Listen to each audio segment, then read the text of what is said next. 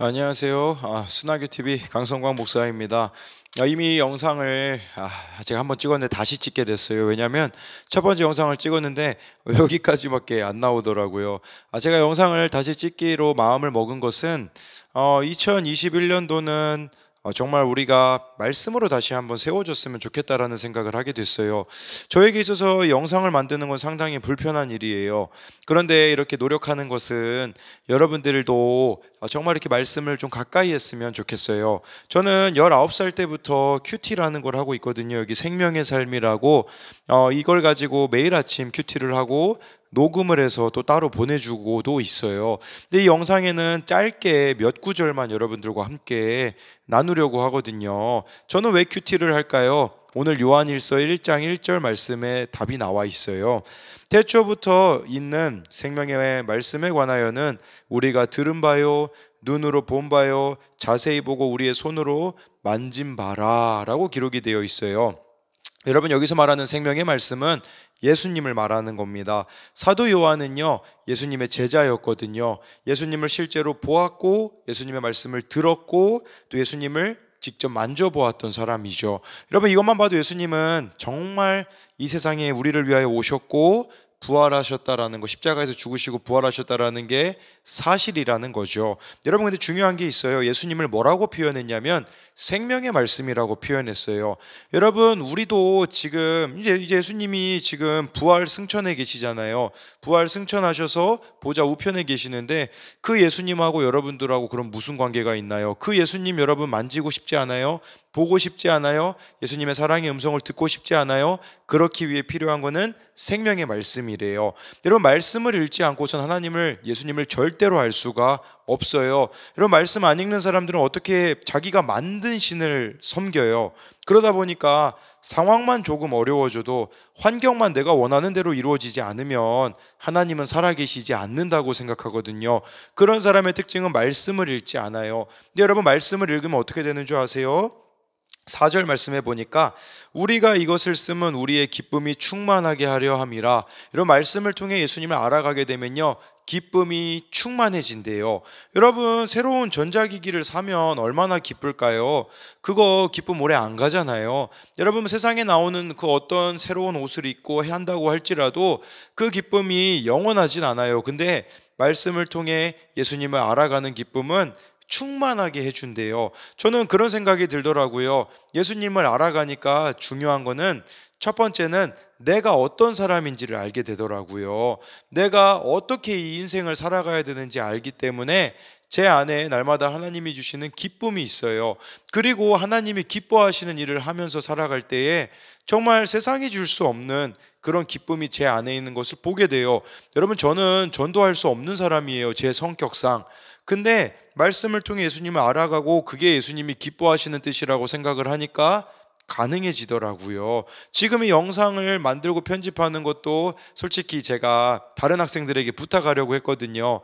제가 직접 해야겠다라는 생각이 들더라고요. 왜냐하면 이게 저는 싫어하는 일이에요. 근데 이걸 통하여서 하나님이, 예수님이 기뻐하신다면 해야 되겠다라는 생각이 들어서 제 안에 기쁨을 주시고 또 이렇게 하게 해주시더라고요. 네, 그래서 예수님을 알아가는 것은 이처럼 기쁨이에요. 그리고 여러분, 7절에 보니까 그가 빛 가운데 계신 것 같이 우리도 빛 가운데 행하면 우리가 서로 사귐이 있고 그 아들 예수의 피가 우리를 모든 죄에서 깨끗하게 하실 것이요 라고 말씀해 주고 있어요.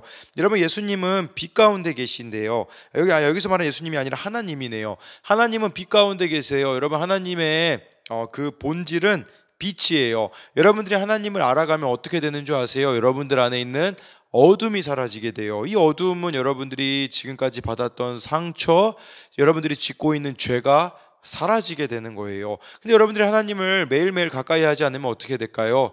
반대로 어둠이 점점 여러분들에게 커질 거예요. 그래서 옛날에 상처가 떠오르고 옛날에 짓던 죄를 짓는 대로 다시 돌아가게 되어주는 것이죠. 근데 여기 말씀해 보니까 여러분, 그 아들 예수의 피가 우리를 모든 죄에서 깨끗하게 하실 것이요 라고 말씀해 주고 있어요.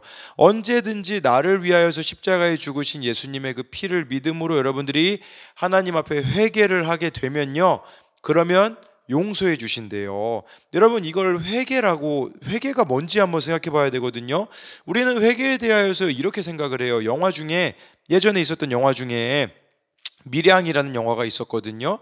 그 영화에 보면 그런 내용이 나와요. 어떤 한 사람이 어떤 아이를 살해했거든요. 그런데 감옥에 갔거든요. 근데 그 살해당한 아이의 엄마도 밖에서 예수님을 믿게 되고, 이 감옥에 있는 이 죄수도, 살인을 한 이 죄수도 그곳에서 하나님을 만났다고 이야기를 해요. 어느 날 이 엄마가, 이 전도연 씨가 용서해야겠다라는 마음이 들어요. 자기 아들을 죽인 그 사람을 용서하겠다고 교도소에 가거든요. 면회를 신청해요. 그 사람을 만나요. 어떻게 됐을까요?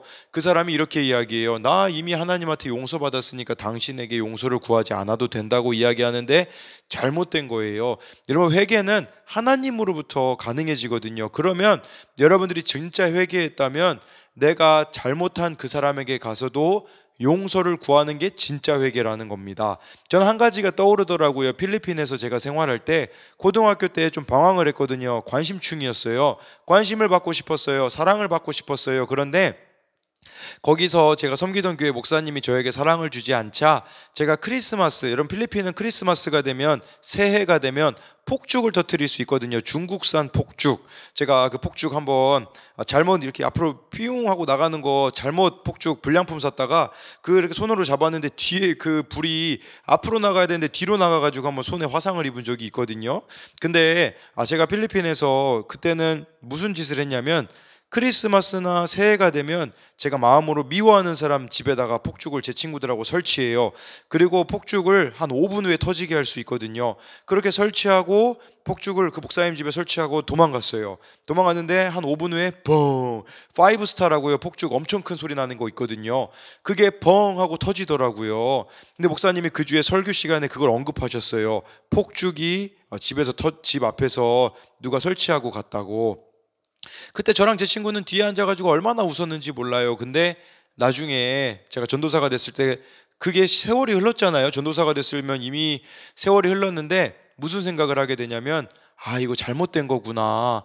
그 목사님에게 사과하고 싶은 마음이 들었어요. 마치 목사님이 매달 그 선교사로 지금 가 계시기 때문에 기도 편지를 보내주시거든요. 이메일로요. 근데 그 이메일로 제가 고백을 했어요. 목사님, 그때 폭죽을 설치했던 사람이 바로 저였습니다. 정말 목사님 죄송합니다라고 용서를 구했을 때 목사님이 용서해 주시고 제 마음 가운데 자유함이 찾아오게 되었거든요. 여러분, 이처럼 회개라는 것은 하나님께만 하면 다가 아니에요.